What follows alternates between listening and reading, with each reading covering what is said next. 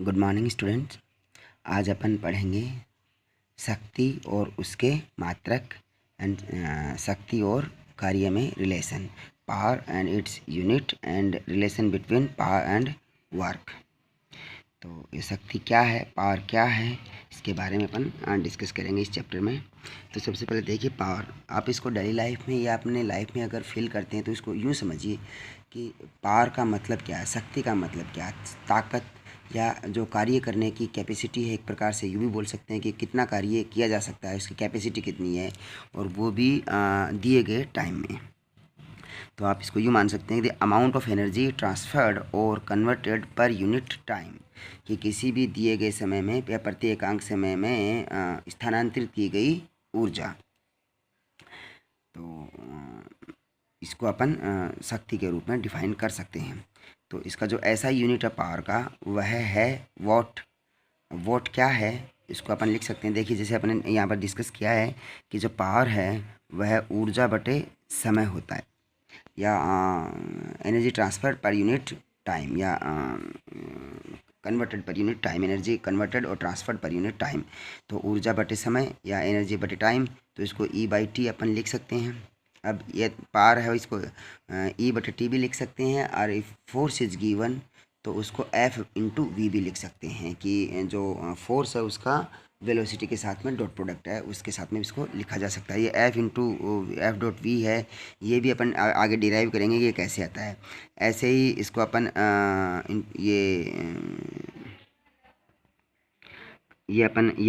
V है, VI भी इसको लिखा जा सकता है, जो कि नॉर्मली अपन डिस्कस करेंगे इसमें रेजिस्टेंस एंड करंट के लिए। अपन को पता है ओम के नियम के अनुसार अपन जानते हैं V=IR, तो P बराबर IV लिख देंगे, तो ये हो जाएगा I²R। अगर इसको I²RT कर देते हैं तो नॉर्मली I²RT के रूप में अपन इसको वोल्टेज या करंट के रूप में जो यूनिट मिलता है उसको अपन डिस्क्राइब कर सकते हैं। या अपन जब इलेक्ट्रिसिटी वाला चैप्टर डिस्कस करेंगे तब इसको पढ़ेंगे। तो पावर है वह है ऊर्जा बटे समय या बल के साथ में वेलोसिटी का डॉट प्रोडक्ट, या वोल्टेज इंटू करंट, या फिर अगर मैं कोई रोटेशनल सिस्टम ले रहा हूँ तो torque into angular velocity. Torque का मतलब यहाँ पर बल आघूर्ण गुणा इसके साथ में है कोणीय वेग, इस प्रकार इसको लिखा जा सकता है। जो शक्ति है वह एक अदिश राशि है। तो इसको शक्ति को अभी अपन ऊपर डिफाइन कर, इसको और भी डिफाइन कर सकते हैं, rate with respect to the time at which work is done, कि समय के साथ में कार्य करने की दर। तो कार्य करने की दर, क्योंकि अपन को पता है कि अभी अपने देखा P=E/T है, और ऊर्जा और कार्य एक ही होता है, तो इसको अपन change rate of work done with respect to time, तो dW/dt या W/T के रूप में भी लिख सकते हैं इसको, कि एकांक समय में किया गया कार्य या कार्य करने की दर है, उसको भी अपन शक्ति के रूप में लिख सकते हैं इजीली। तो इसको अपन यूँ समझिए कि कोई भी एक कण है, कोई एक निकाय है, एक बॉडी है, उस कण निकाय पर अगर अपन कोई भी नियत बल लगाते हैं, कांस्टेंट फोर्स लगाते हैं, जो बल है वह बदल नहीं रहा है, चेंज नहीं हो रहा है विद रिस्पेक्ट टू टाइम, तो कोई कांस्टेंट फोर्स लगाते हैं, और कांस्टेंट फोर्स कब तक लगाते हैं, एक दिए गए नियत दूरी तक। तो उस थ्रू आउट उस पूरी विस्थापन या उस दूरी तक जो बल है वो नियत रहता है। तो उस दौरान किया गया कार्य कितना होगा, W बराबर F/x, F.x हो जाएगा। x यहाँ पर विस्थापन है और F है यहाँ पर बल है, दोनों की दिशा समान है, तो किया गया कार्य वो पॉजिटिव होगा। ओके, अब अपन को पता है कि पावर अपने डेफिनेशन पढ़ा है कि change rate in work done with respect to time, कि किए गए कार्य की दर एकांक समय में परिवर्तित कितनी होती है, या किया गया कार्य एकांक समय में किया गया कार्य है वह शक्ति कहलाता है। तो P बराबर dW/dt लिख सकते हैं। तो W का मान क्या है, यहाँ पर W है जो वर्क है वह F/x है, तो यहाँ पर देखिए वैल्यू रख दी है, तो D/dt इंटू F.x। अब देखिए ये एक हो गया है डिफ्रेंशिएशन फॉर्मूला, तो इसमें दो वेरिएबल दिए गए हैं F और X, तो मैं इनका बारी बारी से डिफ्रेंशिएशन करूँगा, ये आपने गणित में पढ़ा होगा। और अगर नहीं पढ़ा तो आपको बता दूं कि जब भी कोई दो वेरिएबल दिए होते हैं और उनका किसी एक फंक्शन के साथ में डिफ्रेंशिएशन किया जाता है, तो पहले का डिफ्रेंशिएशन करो, दूसरे को यू का यूँ छोड़ दो, प्लस दूसरे का डिफ्रेंशिएशन करो और पहले को यू का यूँ छोड़ दो, लेकिन उनके ऑर्डर चेंज नहीं होने चाहिए। ऑर्डर का मतलब देखिए यहाँ पर D/dt है, इसको F का अवकलन करेंगे तो यहाँ पर उसके बाद में ही डॉट x होगा, और फिर F को छोड़ेंगे अनचेंज अनऑपरेटेड, तो उसके साथ में D X upon D T कर देंगे। तो ये मैंने किया, देखिए D F upon D T into x plus F into D X upon D T. Okay, तो देखिए D F upon D T है वो क्या है, यहाँ पर मैंने अभी शुरू में बोला था, यहाँ पर देखिए एफ इज़ कॉन्स्टेंट फोर्स, जो बल है वो नियत ले रखा है, यूनिफॉर्म ले रखा है, समय के साथ में बदल नहीं रहा है, तो इसका मान कितना हो जाएगा, D F upon D T will be zero. तो ये D F upon D T बराबर zero because F is constant force. तो F dot D X upon D T क्या है, विस्थापन में परिवर्तन की दर विद रिस्पेक्ट टू टाइम, समय के साथ में विस्थापन में परिवर्तन, तो वो वेग हो गया, तो एफ डॉट वी, तो इसलिए पावर है उसको अपन लिख सकते हैं एफ डॉट वी। अब कोई भी सिस्टम या निकाय है, उस पर अगर कोई बल लगाया जाता है, तो बल लगाने के कारण से उसमें उत्पन्न जो वेग है, उस वेग का उस दिए गए बल के साथ में अदिश गुणनफल है, वह शक्ति कहलाता है। ध्यान रखिए, जो निकाय का वेग और बल की दिशा है वो समान होनी चाहिए। अब यहाँ पर अपन पावर का जो यूनिट है, जो अभी अपन ने ऊपर पढ़ा था कि एक वॉट होता है, उसको अपन यहाँ से चेंज कर सकते हैं। देखिए बल का यूनिट क्या है, बल का यूनिट है न्यूटन, और वेग का यूनिट क्या है, मीटर पर सेकंड। तो इसलिए अपन लिख सकते हैं जो पावर है उसका यूनिट अपन ने सबसे पहले लिखा था वॉट, दूसरा यूनिट अपन करेंगे ई बटे टी से, देखिए यहाँ से ई बटे टी से, तो ये हो जाएगा जूल पर सेकंड। तीसरा क्या हो जाएगा, यूनिट हो जाएगा न्यूटन मीटर पर सेकंड।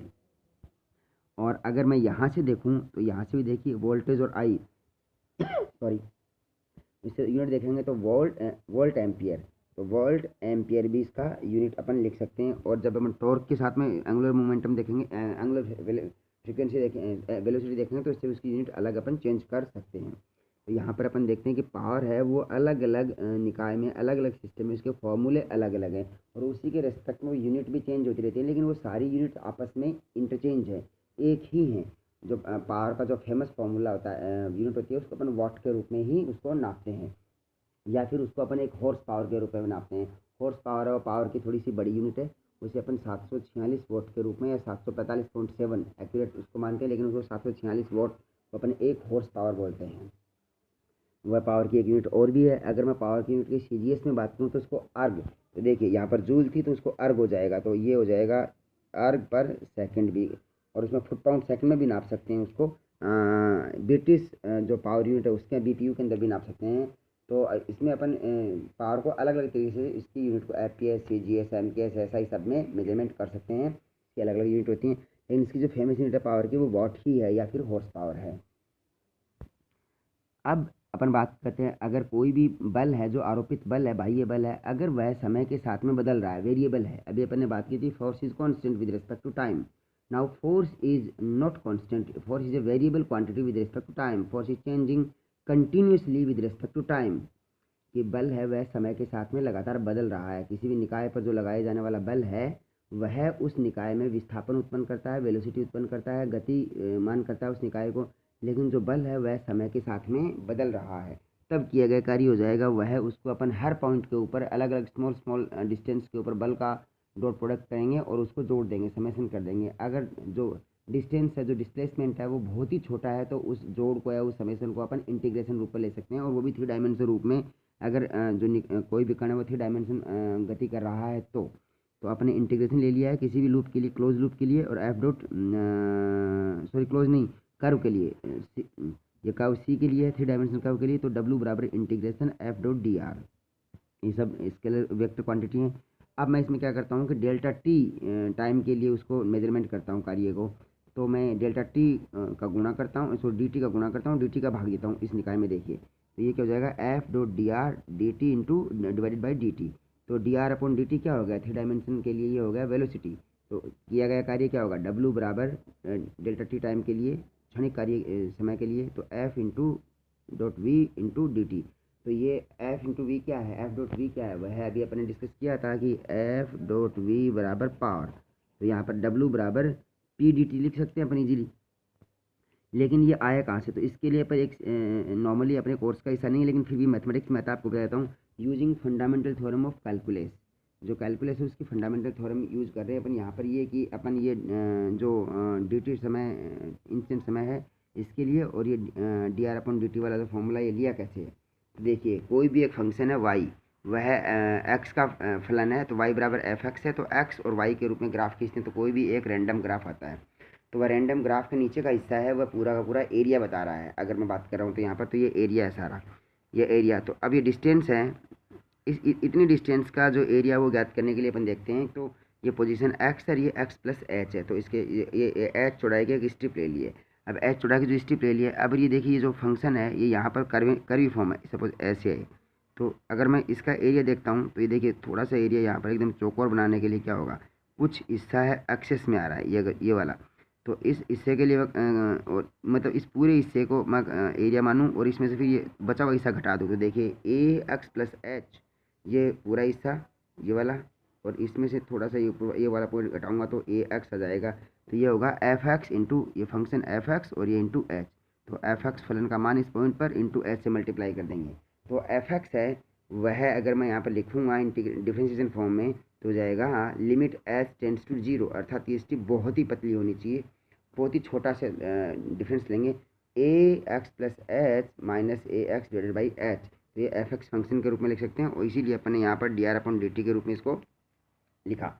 ओके, तब मैंने डब्ल्यू बराबर सॉरी पी बराबर जो एकांक समय में किया गया कार्य या वर्क डन है, change rate in work done with respect to time है, पी बराबर D W upon D T है, उसको लिखा। तो D W D by D T है, डब्ल्यू का मान मैं यहाँ से लिख देता हूँ F into V D T. तो ये D by D T integration short time delta T, तो F dot V into D T. तो देखिए डी टी के रिस्पेक्ट में ये अवकलन हो रहा है, डी टी के रिस्पेक्ट में समाकलन हो रहा है, तो ये अवकलन और समाकलन एक दूसरे को कैंसिल कर देते हैं। तो पी बराबर आ गया एफ पी। वापस अपन तो देखते हैं कि अगर कोई भी वेरिएबल फोर्स है उसके लिए भी जो पावर है वह एफ डॉट वी ही होती है। और जो अभी मैंने डिस्कस किया था, बताया था कि पावर की जो अदर यूनिट है वो हॉर्स पावर होती है, जो 746 वोट के बराबर होती है। एक्यूरेट वैल्यू इसकी 745.7 वोट के बराबर है। तो सी जी एस यूनिट इसकी अर्ग पर सेकंड भी होता है। पावर को किसी और तरीके से भी अपन दर्शा सकते हैं, समय के सापेक्ष पावर है वह प्रेशर इंटू क्यू। अब क्यू प्रेशर क्या है, तो प्रेशर को लेते हैं पास्कल के रूप में या न्यूटन पर मीटर स्क्वायर के रूप में प्रेशर लेते हैं। और जो क्यू है यहाँ पर इसको वॉल्यूमेट्रिक फ्लो बोलते हैं। वॉल्यूमेट्रिक फ्लो का मतलब क्या होता है कि कोई भी लिक्विड है, कोई भी द्रव है, वो एकांक समय में कितना आयतन उस द्रव का बह जाता है। कोई भी लिक्विड है वह एकांक समय में कितना फ्लो होता है और उसके द्वारा लगाया गया प्रेशर, उन दोनों का गुणनफल है वह शक्ति के बराबर होता है। तो आप यूँ देख सकते, आप पाइप लीजिए, एक पाइप में पानी बह रहा है और वो पाइप से बहता हुआ पानी अगर किसी के ऊपर डालते हैं, फ्लो करते हैं, तो एकांक समय में बहा गया पानी गुणा जो प्रेशर है वह वो उस निकाय का पूरे का वह है पावर के बारे में बताएगा। तो जो Q है इसको वॉल्यूमेट्रिक फ्लो बोलते हैं। तो इसको अपन लिख भी सकते हैं dV अपॉन dt। तो V यहाँ पर वॉल्यूम है, तो dV अपॉन dt का मतलब V डॉट। तो Q है इसको V डॉट के रूप में भी लिखा जा सकता है इजीली। ओके,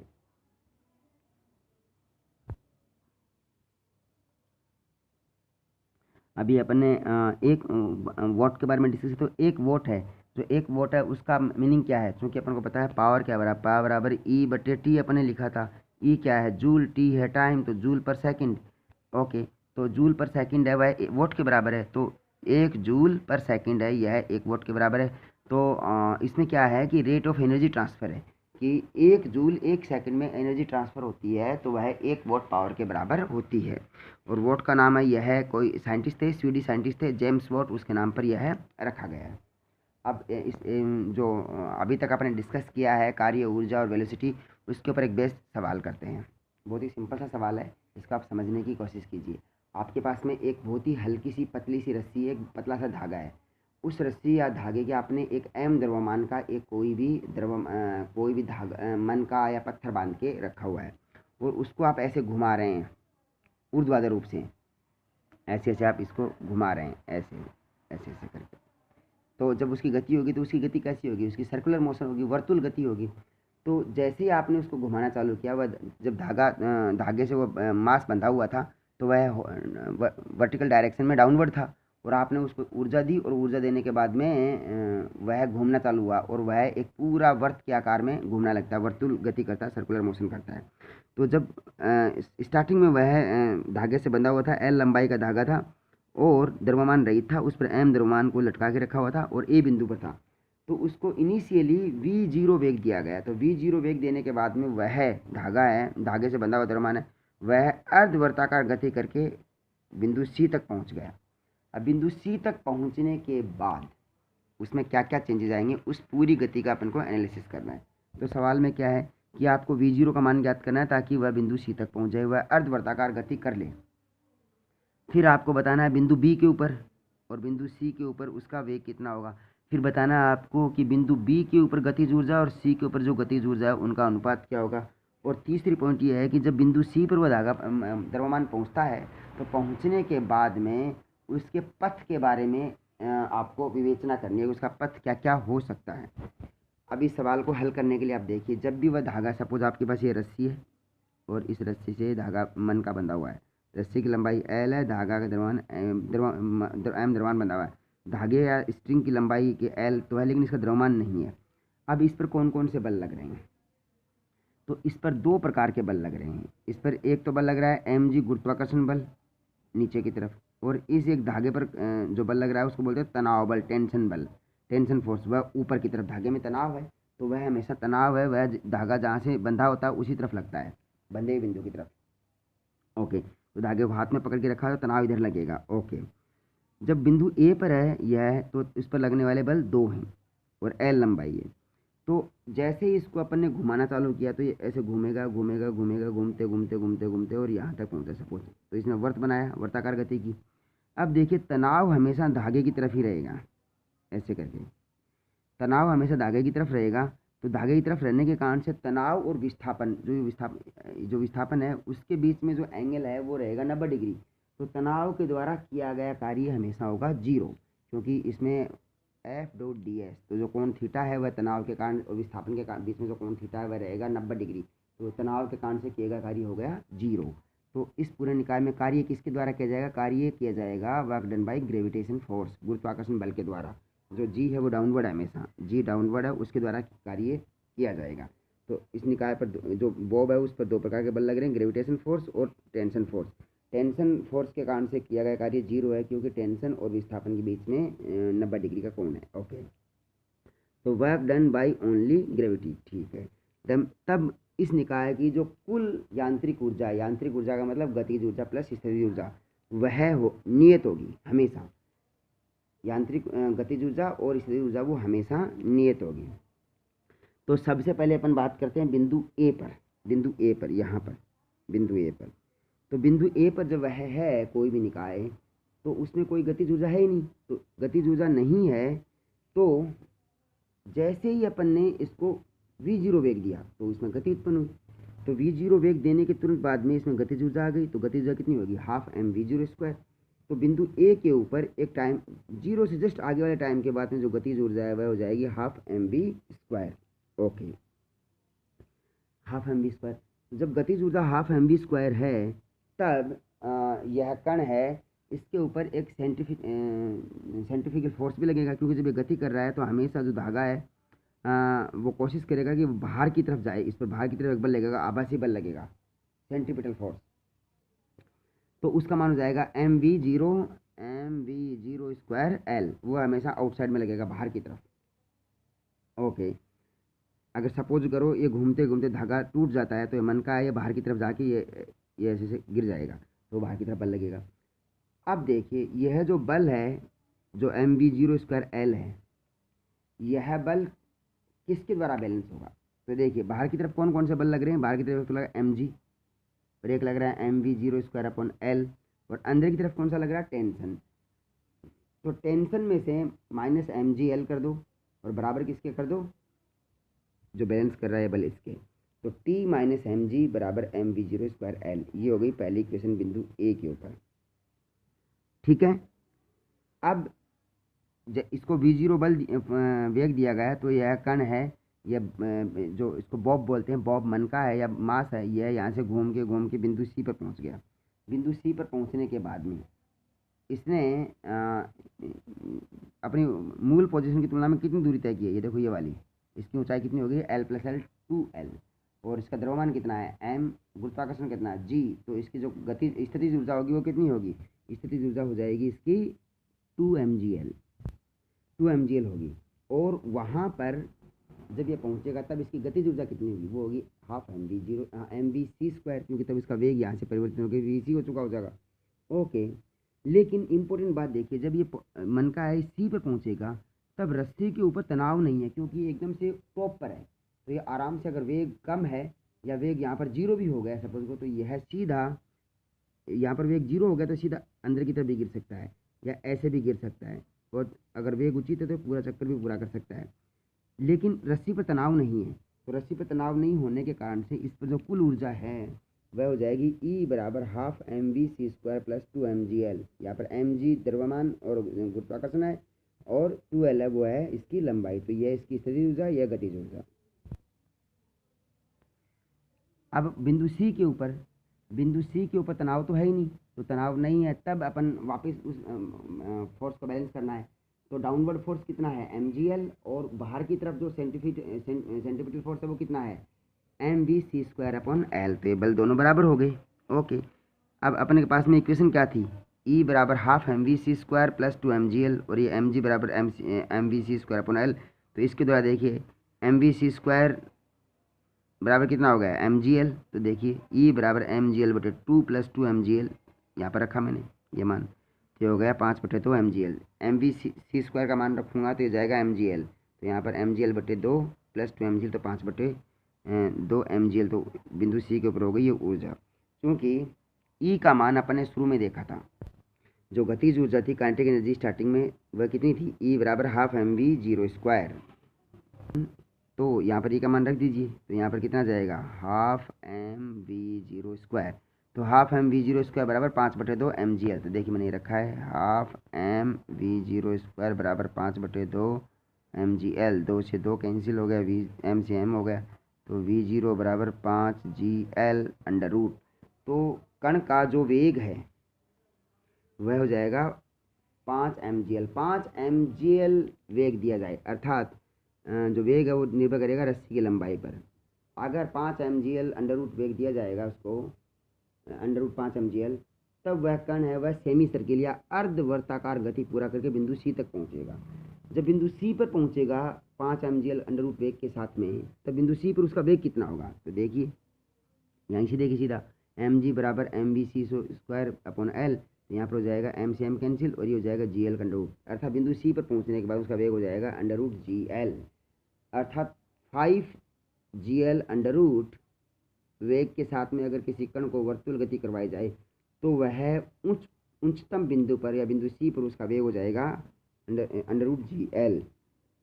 अब न्यूनतम बिंदु और उच्चतम बिंदु के बीच में एक पॉइंट ऐसा भी आता है कि जब वह कण 90 डिग्री पर होता है अपनी पोजीशन से, कण सपोज यहाँ पर था ऐसे करके, तो गति करके वह एकदम से 90 डिग्री पर आ गया। देखो अब कण यहाँ पर है, गुरुत्वाकर्षण नीचे की तरफ है, तनाव इधर है, और यह बल बाहर की तरफ है M V B square upon L. तब देखिए, अब यहाँ से देखिए, यहाँ से इसकी दूरी कितनी है, एल ही है, तो इसकी गतिज ऊर्जा के साथ में पोटेंशियल एनर्जी कितनी होगी mgl, और गतिज ऊर्जा कितनी हो जाएगी half M V B square. तो लिख दीजिए ई बराबर half M V B square plus mgl। तो ई का मान कितना है half M V zero square, तो और वी जीरो स्क्वायर कितना है 5gl। देखिए यहाँ पर ये था तो स्क्वायर कर देंगे तो 5gl हो जाएगा। तो 1/2 M V B square plus mgl बराबर 1/2 एम वी जीरो स्क्वायर। तो इसके साथ में m से सारे m कट जाएंगे, और यहाँ देखिए वी जीरो स्क्वायर मैं रखूँ तो 5gl हो जाएगा। देखिए यहाँ पर जाएगा 5/2 gl, और यहाँ पर 1gl, तो इधर से आ जाएगा तो 3/2 gl बचेगा, 2 से 2 कैंसिल, तो वी का मान 3gl। अर्थात अगर कोई भी ये वर्तुल गति कर रहा है ऐसे, तो यहाँ से चालू किया इसने, तो यहाँ पर तो जाएगी 5gl का अंडर रूट यहाँ पर ए पर, और बी पर पहुँचेगा तो 3gl। इसकी देखो इसकी गति धीरे धीरे कम हो रही है, और यहाँ पर पहुँचेगा तो ओनली gl। अब ध्यान रखिए कि इसने सवाल में पूछा है कि बिंदु बी पर और बिंदु सी पर जो गतिज ऊर्जा है उनका अनुपात कितना होगा। तो बिंदु बी के ऊपर गतिज ऊर्जा कितनी है 1/2 एम वी बी स्क्वायर, और सी पर कितना है 1/2 एम वी सी स्क्वायर। तो एम से एम कैंसिल, तो 1/2 से कैंसिल, तो वी बी बटे वी सी का होल स्क्वायर। वी बी का मान कितना है 3gl का अंडर रूट, और वी सी का कितना gl का अंडर रूट। तो स्क्वायर करेंगे तो 3gl बटे gl, gl से gl कैंसिल, 3/1, अर्थात गतिज ऊर्जाओं का अनुपात हो जाएगा 3/1। साथ में देखिए बिंदु सी पर जैसे वो पहुंचता है और सपोज करो कि रस्सी टूट जाती है बिंदु सी पर पहुंचने के बाद में, तो वह प्रोजेक्टाइल मोशन करेगा, तब वह प्रक्षेप्य गति करेगा। और प्रोजेक्टाइल सपोज ये ऐसे गति कर रहा था ऐसे, और बिंदु सी पर पहुंचे तो रस्सी टूट गई है, तो देखो ये ऐसे गति करेगा, ऐसे ऐसे गति करेगा।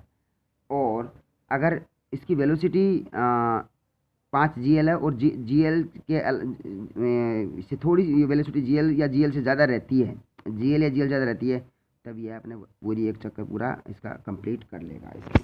तो ये बात इसमें, अगर वेलोसिटी GL से कम आ गई, इसकी वेलोसिटी VC है और वह √GL से कम हो गई है, तब यह गति नहीं करेगा, और यह गति करते करते यह अंदर की तरफ, यह गति कर रहा है अंदर की तरफ ही गिर जाएगा, यह पूरी अपनी वर्तुल गति का पूरा चक्कर कंप्लीट नहीं कर पाएगा। Okay, thank you.